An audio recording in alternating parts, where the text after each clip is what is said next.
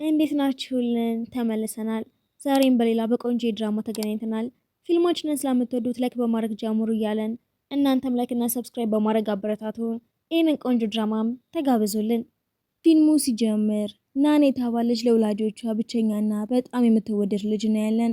በዚህ ምክንያትም ወላጆቿ ከልጅነቷ ጀምሮ በጣም የሞለቅቀዋት ስለነበረ የፈለገችውን ጣፋጭ ምግብ ሁሉ ይገዙላትና ከጊዜያት በኋላ እፍረቷ በጣም እየጨመረ ይሄዳል።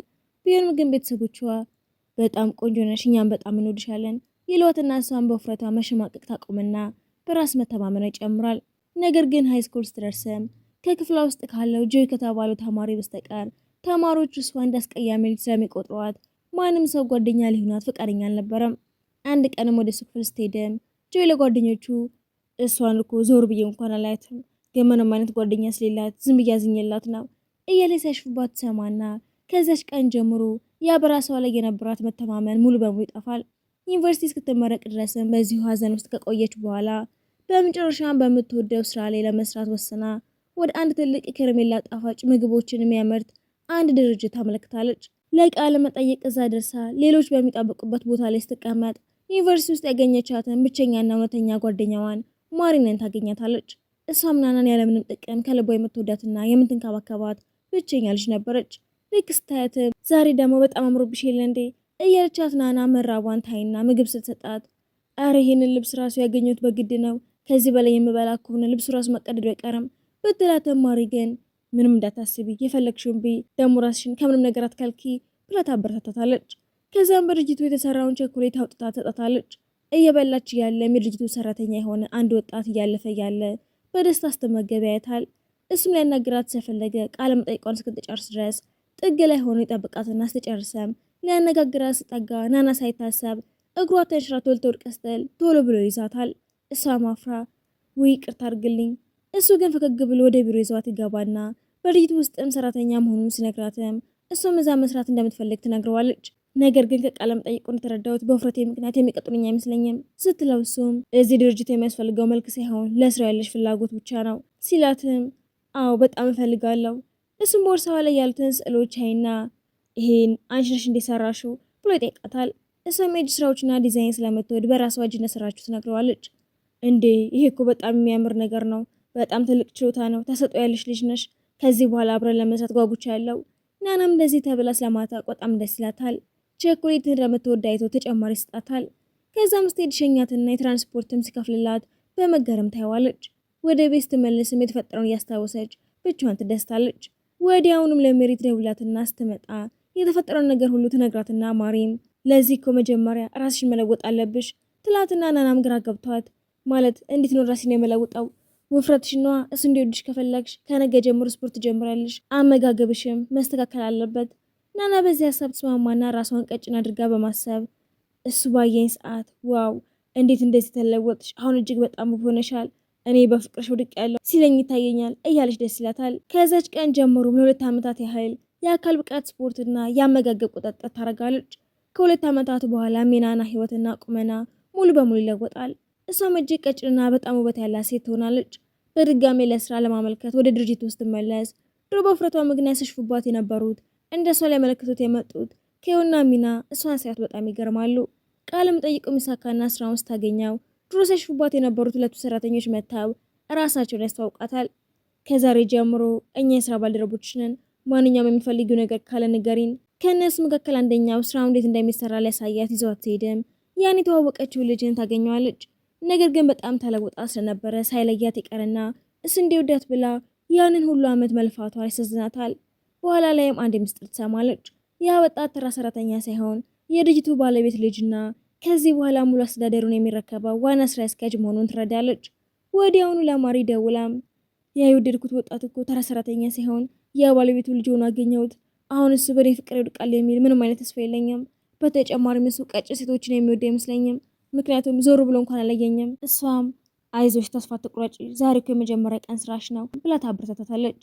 በቀጣይ ቀንም ራሷን ተኳኩላ ቆንጆ ሆና ወደ ስራዋ ትሄዳለች። መንገድ ላይ ደግሞ ሳታስበው ከሱ ጋር ትጋጭና እሷ ይቅርታ አስጠይቀውም እሱ ግን በደንብ እያያት የሆነ ቦታ ላይ ግን ያየውሽ ይመስለኛል።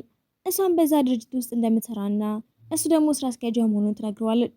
እሱም አሪፍ በቃ ሰዎች ምን አይነት ጣፋጭ እንደሚወዱ ለማወቅ በድርጅቱ ዙሪያ ያሉትን ምግብ ቤቶችን አብረን እንጎብኝ። በዚህ መልኩ አባቴ አዳዲስ ምርቶችን ማዘጋጀት እንችላለን ሊላትና እሷን በውስጧ ይሄ ነገር ልክ እንደ መጀመሪያ የፍቅር ቀጠሮ የመሰላት መደሰት ትጀምራለች። ነገር ግን ወዲያውኑ ለራሷ ናና ንቂ እንጂ ይህ እኮ ዝም ብሎ ስራ ነው፣ እሱ ይህንን ከሌሎች ሰራተኞች ጋራም ሊያደርገው ይችላል እያለች ራሷን ታረጋጋለች። ምግብ ቤት ውስጥም እንደምትፈልግ ስጠይቃትም እሷ በአሁኑ ሰዓት በአመጋገብ ቁጥጥር ላይ ስላለችም ምንም መብላት እንደማትችል ትነግረዋለች። ነገር ግን በዚህ ሰዓትም ሆዷ በኃይል ይጮኋል። እሱም እየሳቀ የፍራፍሬ ጭማቂ ብቻ እንዲጠጡ ይጠይቃታል። እሷም በቃ ችግር የለውም ጣፋጭ በላና ከዛ ደግሞ በስፖርት አካክሰዋለሁ። እሱም በዛ ምግብ ቤት ውስጥም እጅግ ተወዳጅ የሆኑትን የቸኮሌት ምርቶችን ያዛል። ናና ቸኮሌቱን ስትመገብ ሲያትም ሳይሽ የሆነ የማውቀውን ሰው ታስታውሽኛለሽ? ናና ግን እሱ ስለሌላ ፍቅረኛው እንደሆነች ስታሰበም አረ ፍቅረኛ አይደለችም፣ ከ3 ዓመት በፊት በዚህ ድርጅት ውስጥም ለስራ ለማመልከት መታ ያገኘኋት ሴት ናት። ከዛን ቀን በኋላ ግን በጭራሽ አላየኋትም። ናናም እና ስሟን ታውቀው ነበር ብላ ጠይቀዋለች። አረ እኔ የማውቀው ነገር ቢኖር በዛ ቀን እግሯ ተንሸራቶ ልትወድቅ ስትል እንደረዳኋትና ቸኮሌት እንደምትወድ ብቻ ነው። ደግሞ አበላልዋ ልክ እንዳንቺ ነው እያለ ይነግራታል። በተጨማሪም በዛን ጊዜ ጥላው ሄደችውን የአንገት ሀብል ጠብቆ እንዳስቀመጠ ያሳያታል። ናናም ስታየው የእሷ ስለነበረ ትደነግጣለች። እውነተኛ ማንነቷንም ልንገረው ወይስ ይቅርብኝ እያለች ትጨነቃለች። አይ አይሆንም፣ እውነቱን ከነገርኩት አሁን ያለኝን አዲስ ቁመኔ ሊጠላው ይችላል። ምናልባት እሱ የወደደው ያችን የድሮዋን ማንነቴ ሊሆን ይችላል። ያንን ካወቀ ደግሞ ከኔ ይርቃል ብላ መስጋት ትጀምራለች። አሁን ግን ምንም እንኳን እውነቱን ባትነግረውም በቅርብ ርቀት እያገኘችው በመሆኑ ብቻ እጅግ ደስተኛ ትሆናለች። ወዲያውንም ወደ ማሪ ሮጣ ያገኘችውን የአንገት ሀብል እሱም እንደርሷ በፍቅሯ ወድቆ እንደነበረ ስትነግራት ማሪ በደስታ እየጮኸች እውነቱ ንገሪ በቃ ትላታለች። ናና ግን አሁን ምን ላደርግ ነው ድጋሚ ልወፍር እንዴ ብላ ጠይቃትና ማሪም ባይ እንግዲህ እሱ ወፍራም ሴት የማይወድ ከሆነና በሁለተኛው አቀራረብሽ ቁመናሽ እንደወደደው ቢነግርሽ እንደገና ክብደትሽን ለመቀነስ ልትሮጪ ነው። እባክሽ በራስ ላይ ጥቂት መተማመን ይኑርሽና ዝም ብለሽ ጠብቂ፣ ጊዜ ሁሉንም ነገር ያረጋግጥልናል ብላ ተረጋግታለች። ናና በማሪ ንግግር ተበረታታ። በማግስቱ እሱ ሌላ ምግብ ቤት አብሮ ለመሄድ እየጠበቃት መሆኑን ስታውቅም ዛሬ በእርግጠኝነት እውነቱ ልትነግረውና እሷ ያቺ ለ3 ዓመታት ሲፈልጋት የነበረችው እንደሆነች መናገር አቅተዋት አሁንም ዝም ትለዋለች። እሱ ቆሞ ሲጠብቃትም ባየችው ሰዓትም አይምሯ ባዶ ይሆንባታል። ፍርሃት ስላሸነፋትም እውነቱን መናገር አቅተዋት ዝም ትላለች። ምግብ ቤት ውስጥም አብሮ ሲመገቡ እሱ አሁንም ስለዚያች የድሮዋ ልጅ እየነሳ ይደንቃታል። በድጋሚ ወደ ማሪ ሄዳ ያ ልጅ እኮ ከእጅ እያመልጠኝ ነው፣ ምንም ያክል በሞክር አይምሮ ውስጥ ያለው ግን የአይድሮ ገጽታዬ ብቻ ነው ብላ በሀዘን ትነግራታለች። ማሪም ያንን ንጹህ ተፈጥሯዊና ቅን የሆነ ሰውን እውነተኛ ማንነትሽ እንዲያድርጊው አጋጣሚዎችን ሁሉ ተጠቅመሽ ወደሱ ቅረቢ ብላ ትመክራታለች። ናና ለድርጅቱ ሰራተኞች የተዘጋጀ ትንሽ ድግስ መኖሩን ስትሰማ ወደ እሱ ለመቅረብ በማሰብ ወደ ድግሱ ትሄዳለች። ነገር ግን ስትደርስ ሴቶቹ ሁሉ እሱን ከበቡ ታገኛቸዋለች። ብቻዋን ተገላ ስትቀመጥም የስራ ባልደረባ ሪዮ የተባለው ተማሪ እያስተውላትና ወደ እሷ ጋር መጥቶ አጠገቡ ይቀመጣል። ናናም እነዛን ሁሉ ቆንጆች ትተህ ለምን እኔ ጋር መጣ? እዚህ ቦታ ላይ ካንቺ የበለጠ ምንም አይነት ውብ ሴት የለችም እያለ ምግብ እንድትበላ ቢጋብዛትም እሷ ግን በአመጋገብ ቁጥር ላይ ስላለችና የተመጣጠነ ምግብ ስለምትወድ ታንገራግርበታለች። አመጋገብን ለማያምሩት ታየው አንቺ እኮ ልክ እንደ ጨረቃ ነሽ እያለ ወደ እሷ ጋር ለመጠጋትና ሊያሽኮረመማት ይሞክራል። ናና በዚህ ነገርም ትጨነቃለች። ድግሱ አልቆ ናና ወደ ቤቷ ልትሄድ ስትል ግን ሪዮ እየተከተለ እስከ ቤትሽ ድረስ አብሮሽ ልሸኝሽ እያለ ያስጨንቃታል። የማንንም ሰው ጥያቄ እምቢ ማለት ስለማትለምድ እንዴት እንደምታመልጠው ግራ ይገባታል። ልክ በዛው ሰዓትም ስራ አስኪያጁ ደርሶ ሪዮን ከሷ ምን ትፈልጋለህ ብሎ በእንዴት ጠይቀዋል። ሪዮም ደንግጦ ምንም ጨልሞ ስለነበረ ወደ ቤቷ ለደርሳት ብዬ እኮ ነው፣ የእሷ ቤት ወደ እኔ መሄጃ መንገድ ላይ ስለሆነ እኔ ራሴ ደርሳታለሁ ብሎ ጆን ይዘዋት ይሄዳል። በመንገድ ላይ ያሉም የአሪዮ የተባለው ተማሪ አስቸጋሪና መጥፎ ሰው መሆኑን አውቃለሁ፣ ይጎዳሻል ብዬ ተጨንቄ ነበር ብሎ ይቅርታ ይጠይቃታል። እሷም ግራ ገብቷት ለምን እንደዚህ እንደሚያስብ ስጠይቀው እኔ ወንድ ስለሆንኩኝ የወንዶች መጥፎ ሀሳብ አውቃለሁ፣ እሱ ወደ አንቺ የሚጠጋበት መንገድ እንግዳ ነበር። አይደለም እሱ እኮ እንደኔው ዝም ብሎ ተፈጥሯዊ ባህሪው ነው። እውነቱን ለመናገር ግን ከአንተ ውጭ ሌላ ሰው ሲያቆላምጠኝ ወይም ወደ እኔ ሲጠጋ በጭራሽ ደስ አይለኝም፣ በጣም ይጨንቀኛል። አንቺ እኮ በጣም ቅንና ንጹህ ሰው ነሽ፣ በዛ ላይ ደግሞ ማናቸውም ሊወዱሽ የሚችሉበት ውበት አለሽ። ናናም ደንግጣ አይኖቿን ተፈጥና በእውነት እኔ ቆንጆ እንደሆንኩኝ ታስባለህ? አዎ ስላት እሷን በጣም ደስ ይላታል። ይህንን የምነግርሽ ከሌላሽ ኮረመመሽ ፈልጌ እንዳይመስልሽ፣ አንቺ እኔ ሰራተኛ ነሽ፣ እኔ ደግሞ ስራ አስኪያጅሽ ነኝ። ስለ አንቺ የምጨነቀው ለዚህ ብቻ ነው።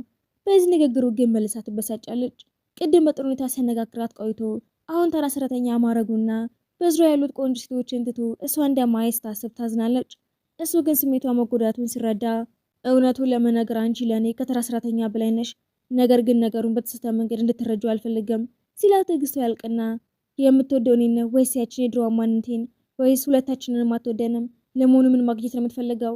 እሱ ግን ምላሽ ከመስጠት ይልቅ በስራሽ ላይ የበለጠ ጠንካራ መሆን አለብሽ፣ ምናልባትም በጥንካሬ ሊወደኝ ይችላል በሚል ተስፋ ቢሮ ውስጥም ሌሊቱን ሙሉ ሳትተኛ ትሰራለች። እሱም ይህንን በትኩረት ይመለከትና ወደ ቢሮዋ ገብቶ የስራዋን ውጤት ሳያወም በአንቺ በጣም ኮርቻለሁ፣ ካየኋቸው ሁሉ ልዩ ነገር ያለሽ መሆንሽን ገና ከመጀመሪያው አውቅ ነበር።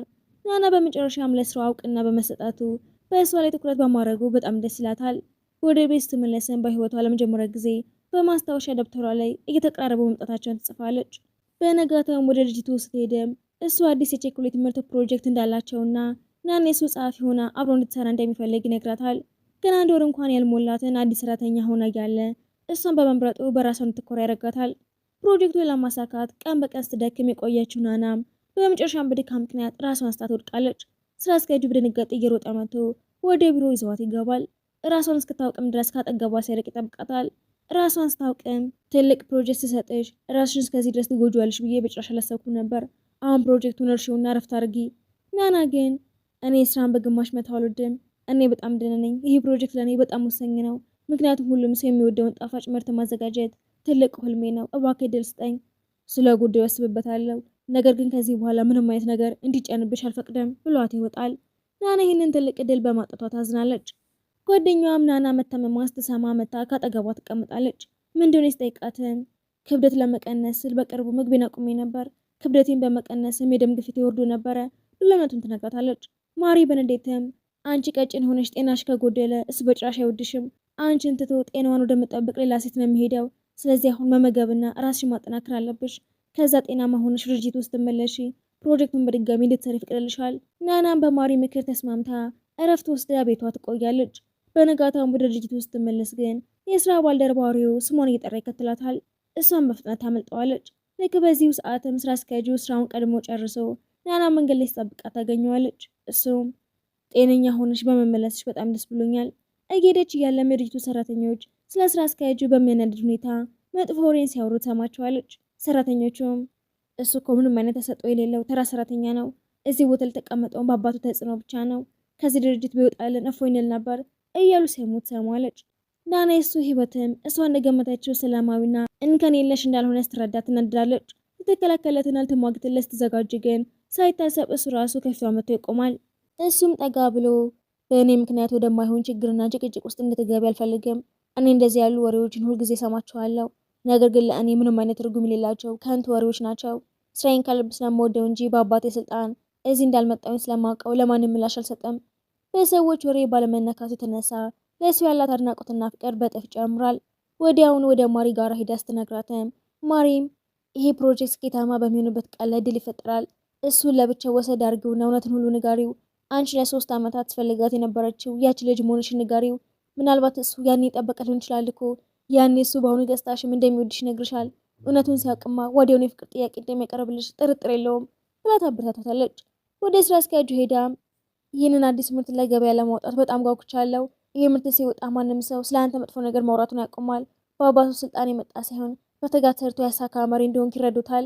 እስከ መጨረሻው ስኬት ድረስ ከጎን እቆማለሁ ብላ ቃል ትገባለታለች። ናና ሌሊቱን ሙሉ ስለሚመረተው አዲስ ጣፋጭ ስታስብ አድራ ለምርቱ አዲስና ልዩ የሆነ ቸኮሌትን ታገኛለች። ብዙ ሰዎች ይህንን ጣዕም ባይወዱትም እንኳን የበለጠ ያሻሽለውና ጣፋጭ አድርገው ከሰሩት ሰዎች በተለይ ጠዋት ጠዋት ወደ ትምህርት ቤትም ሆነ ወደ ስራ ሲሄዱ አፋቸውን የሚያድስና ቀላል ነገር ስለሚመርጡ ይህንን ሀሳብ ለስራ አስኪያጁ ስታቀርብለት ተስማምቶ ምርቱን ለገበያ ለማውጣት ይጓጓል። ነገር ግን እሱ ሌት ተቀን ከመስራቱና ራሱን ከማስጨነቁ የተነሳ በድካምም በቢሮ ወንበር ላይ እንቅልፍ ወስደዋል። ናና እሱን ለመጠየቅ ወደ ቢሮ ስትገባ ተኝቶ ታገኘዋለች። ቀስ ብለው ወደ እሱ ተጠግታ በትኩረት ስትመለከተው እሱ ሳይታሰብ በድንገት ይነቃል። በጣም ወድሻለሁ ይላትና ስትደነግጥ ወዲያውኑ ወደ ራሱ ተመልሶ አረ ይቅርታ በጣም ደክሞ ስለነበረ በህልም ያልባሌ ነገር አውርቼ ሊሆን ይችላል። ናና ነገርን ሁሉ ዝም ብሎ የህልም ከንቱ ቃላት መሆኑን ስታስብ አዝና ከቢሮ ትወጣለች። እሱ ግን እየሮጠ መጥቶ እንድትቀየሚኝ ስላልፈለግኩ ነው። ልክ እንደ ሪዮ መጥፎ ሀሳብ እንዳለኝ እንድታስብ አልፈልግም። ያንተን ሀሳብና ንጹህ ማንነት አውቀዋለሁ። በዚህ መሀልም ናና ኤክስ ቦርሳዋን ቢሮ ውስጥ መርሳቷን ስትነግረው ሮጦ ሄዶ ያመጣላታል። ቦርሳውን ሲመለከተው ግን ልዩ መሆኑን አስተውሎ ይሄ ቦርሳ እኮ በጣም ልዩ ነው፣ ከየት ነው ያገኘሽው? በእጅን የሰራሁት ሌላ ተመሳሳይ የለውም ስትል ይደነግጣል። ምክንያቱም ይህንን ቦርሳ ከ3 ዓመታት በፊት ከነበረችውና እስከ ዛሬ ድረስ በናፍቆት ከሚጠብቃት ልጅ እጅ ላይ አይቶት ነበር። እሷ ያችው መሆኗን የሚያረጋግጥበት ምልክትን በጉጉት ሲጠብቅም፣ ናና ግን ትፈራና እውነቱን ትደብቀዋለች። ምናልባት ሌላ ተመሳሳይ ሰርቼ ለጓደኛ ሰጥቼ ሊሆን ይችላል። እውነቱን ለመናገር ብዙም አላስታውስም።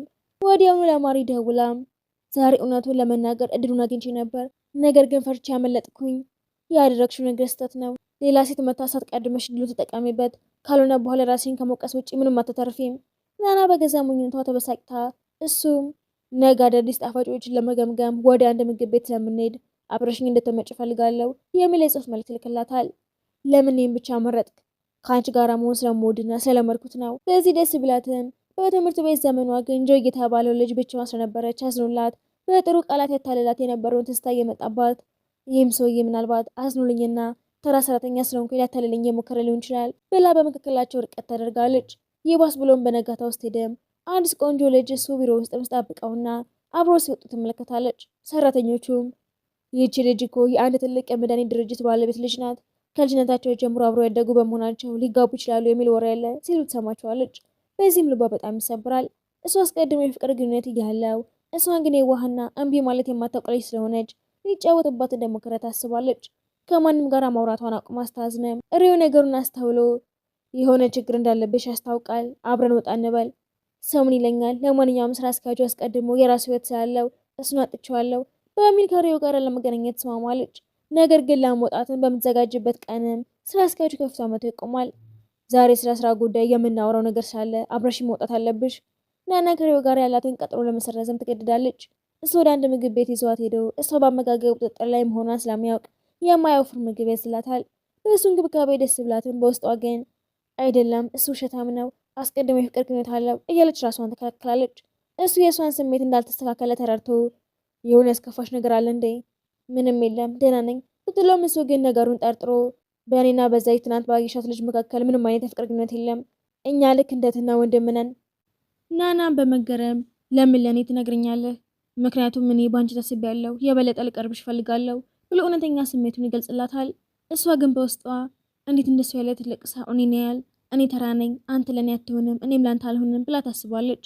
በመጨረሻም በድንገት እኔ ለአንተ ድል ልሰጥህ አልችልም፣ በመካከላችን ስራ ስላለ ግን እንደ ተራ ጓደኛ ብቻ ብንቀጠል ይሻላል ስትል ፍቅሩን ውድቅ ታደርገዋለች። በነጋታው ናና ወደ ድርጅት ውስጥ መጣ ሬስ ጠብቃ ታገኘዋለች። እሱም ትናንትና ቀጠሯን በመሰረዟ ማዘኑን ሲነግራትም በዛሬው ክስሃለው። ልክ በዛው ሰዓትም ስራ አስኪያጁ ባጠገባቸው ሲያልፍም እንደማትታይ አድርጎ ምንም አይነት ምላሽ ሲሰጣት ፊቱን አዝሮ ሄዳል። እሷም ራሷን ከማሳዘንና ከመጨነቅ ይልቅም ከሪዮ ጋር ወጥታ ጊዜ ለማሳለፍ ትወስናለች። ሪዮ ጣፋጭ የሆኑ ምግቦችን ወደሚያቀርቡበት ምግብ ቤት ይዘዋት ሄዳል። ሁለቱም ስለ ወደፊት ምኞቶቻቸውና ስለሚፈልጓቸው ነገሮች በግልጽ ማውራት ይጀምራሉ። ነገር ግን ሳታስበው አንድ ሰው ድንገት ከፊታቸው መጥቶ ንግግራቸው ይቋረጣል። ናናስ ስታየውም ይህ ሰው ሌላ ማንም ሳይሆን በትምህርት ቤት ዘመኗ የወደደችው እውነተኛ ፍቅሬ ነው ብላ ስታስብ የነበረችው ነገር ግን በመጨረሻ ማዝኖላት የሚጫወትባት ውሸታም ሆኖ ያገኘችው ያ የድሮ የክፍል ጓደኛዋ ጆይ ነበር። ናና እንዳላየችው ሆና ልታልፍ ብትሞክርም ጆይ ግን ያለምንም ፍርሃት መጥቶ አጠገባቸው ይቀመጣል። ሪዮም ገርሞትም አንተ ማነህ?